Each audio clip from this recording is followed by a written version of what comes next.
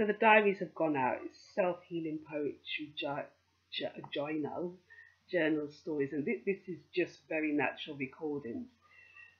You know, it's not like the recordings that's stacked in the studio, carved out image, launch. This is just one natural person trying to be natural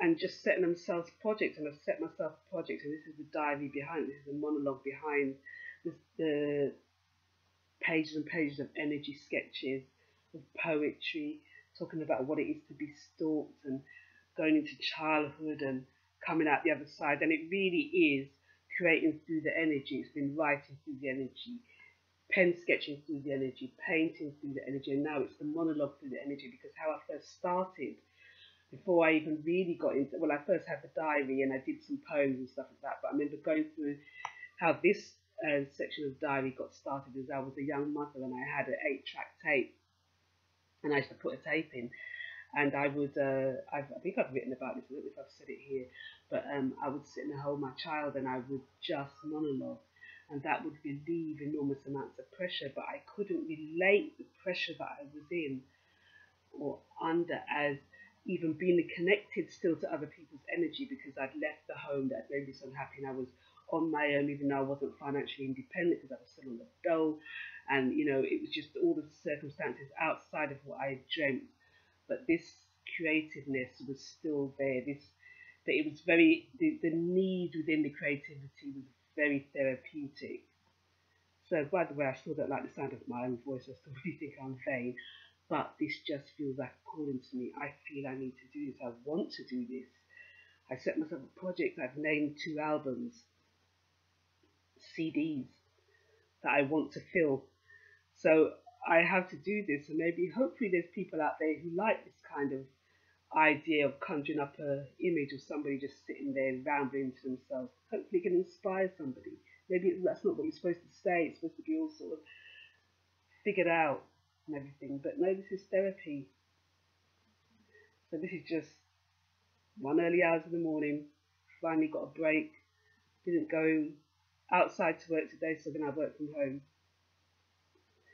Energy was depleted, so it was a lot of faffing around. I still have things to do, paperwork to do, to pull together. Audibly or audibly, I can feel it, the squeezing and the screeching. I can always hear my atmosphere is full with sound, but my throat is dry. And I have to stop, but I want to keep going. What is inside? What is in this freedom? Now, the freedom is not being able to see beyond the fence that's in front of me. Because at the moment, when you really work solitary and you're on your own, you do not have any idea of where this can reach or where you can push it. That has been one of the most limiting things when you've been in something that is evident to you, it is happening, but you need to get past it and almost pretend like it's not there. And how could you pretend reality is not there when it's right in front of your face? But you see, I'm really struggling to really say anything about orchestration or campaigns or really even stalking, even though I know something's out there, because I just want to get to, look, this is ordinary, get on.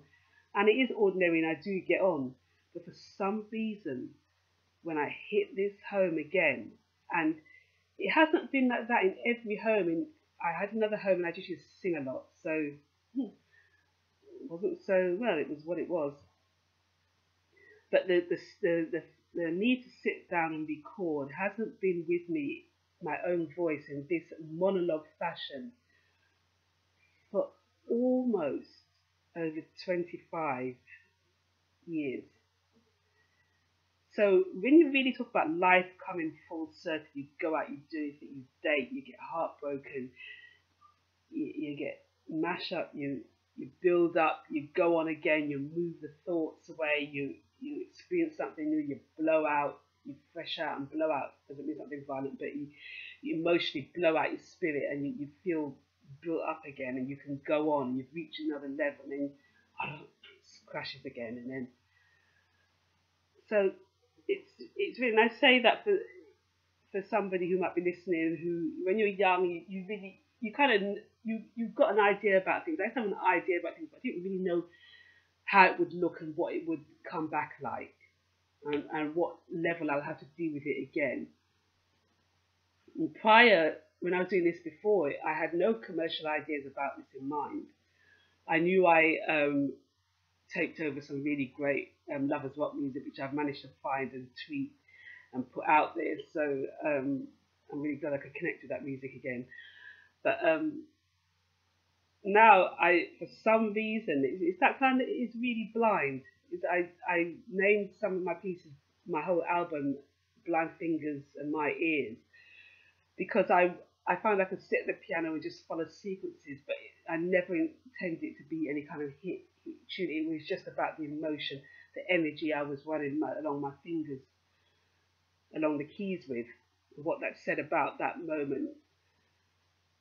For those who connect or research energy, I like this whole looking into things and psychological ideas, because it was so interesting to me at some point in my life when you've been through abuses and it wasn't called that. It was just like normally you couldn't really identify it. And then as a mother, I really wanted to become a better mother. But interestingly enough, I wanted to read something that would help me be a better mother. And I picked up this one book.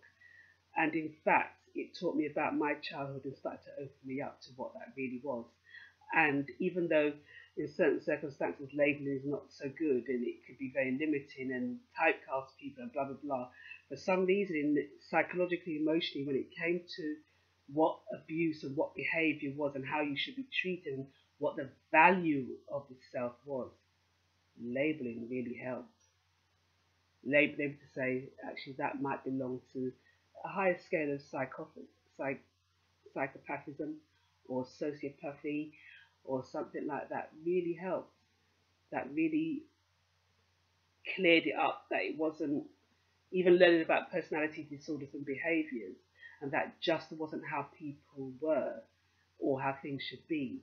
Really opened the universe up, the society up, and the present moment up to being less definitive of a negative perspective and image of myself or of self in general, to something much more open and much more flexible that could change. You didn't have to stay where you were. Managed to get through the sore throat, but after all, these are monologues. Are monologues supposed to be that engaging? Or is the boredom or the starkness of a monologue supposed to be the engaging part? Well, don't know if I could do this. Don't know if this one will make the cut. But natural recordings, and this is about bravery. Then there's that really, in my life initially, what I was born into and grew up with, that taboo subject about what is mediumship. What is it really? Is it a health question? Is it really an ability? And is it possible that there is a voice that could speak outside and be heard outside the voice of the five senses? Or is it that squeezing, screeching sound that I said I could always hear sound? Is it the stress of the amygdala? I can't even say it. I'm not even going to try and pronounce it. But there is that kind of stress factor, and I'm going to have to get back to it because I can't even say it. Amygdala. There you go. It's the amygdala. That's the right name. Is that not entertaining? Is that funny? No. But I wonder if I could stack this in some way and mix it with music.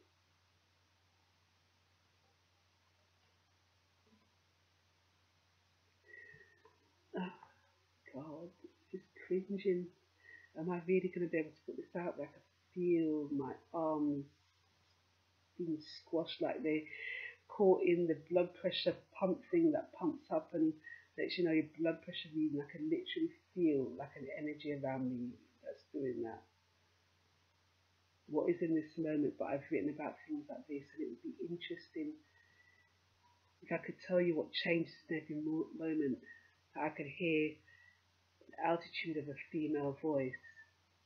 That I sometimes hear a deeper voice, which may be female or male. But these are not wicked voices. These are almost like prayers. These are comforting, almost like if someone was to stand near you and just put an arm on you and say, you know, we're here. You're never alone. Because we are never alone.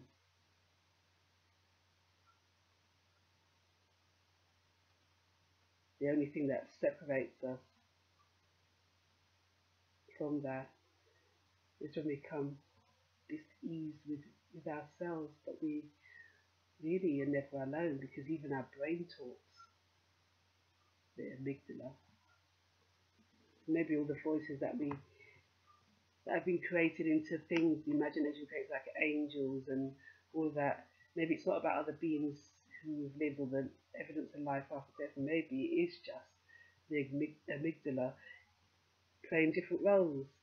But then again, this is the universe and it's limitless. And would it make sense really to cut off energy? When so much goes into creating the energy that we are. The body leaves, but do we? Do we not inspire somebody? How many times have children been born in generations of families and one child just grows up knowing what they were going to do? So when you look, they're followed in the footsteps of their grandfather or even their father who may have gone over, made the transition, or some people died. And they always have the same character, or they just come knowing this information. Is it the energy not linked? Did the inspiration not link on through the thought? Would the universe be created with so many finite details? And we not, as an energy, continue to work on the earth, the universe, the land, inspiring new creations, how the world can evolve. We all have our nudge to make the world better and to leave our imprint. Why will it just end?